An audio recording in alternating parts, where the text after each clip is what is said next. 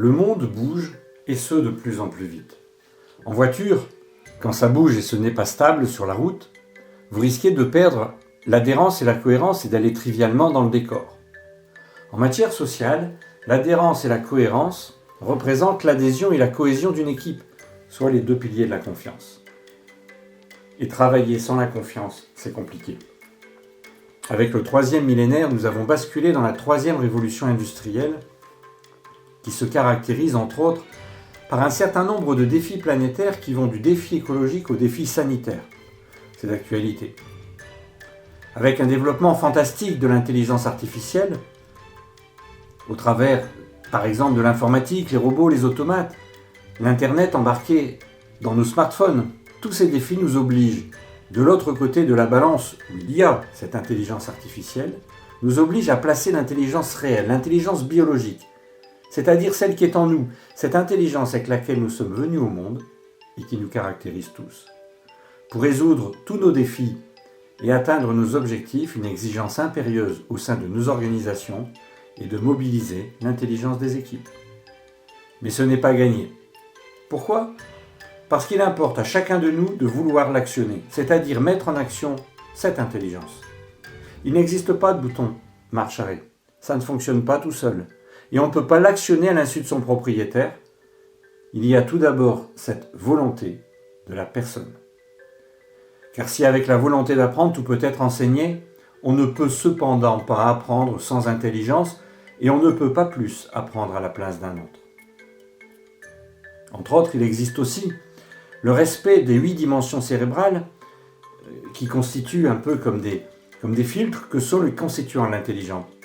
Chaque dimension est donc un filtre qui rejette tout ce qui ne répond pas aux exigences de cette dimension.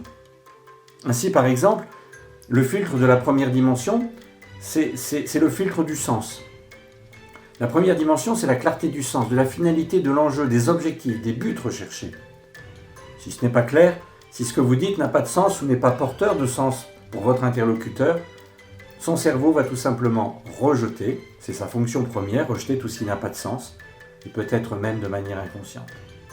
La deuxième dimension, le deuxième filtre, c'est le plan, la carte, la formalisation. En la matière, la forme porte le fond.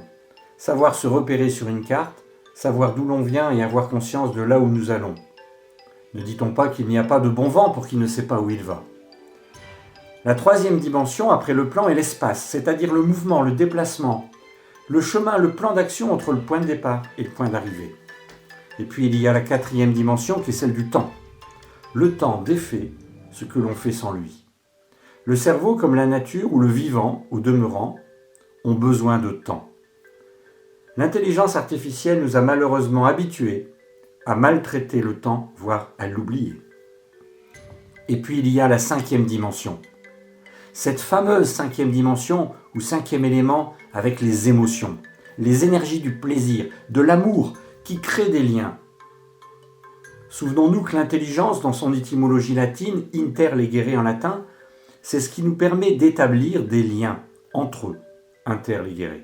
Et ainsi, avec la qualité des liens, des contacts et la proximité sociale, c'est-à-dire le rapport à l'autre, le respect de l'autre, l'empathie, la qualité relationnelle avec l'autre, génère la 6e dimension. Soit l'intuition, les idées, les solutions, les réponses aux problèmes auxquels nous sommes confrontés. Et se produit alors la 7e dimension, qui est dans la nature de ces réponses, c'est-à-dire dans le résultat, qui est une résultante.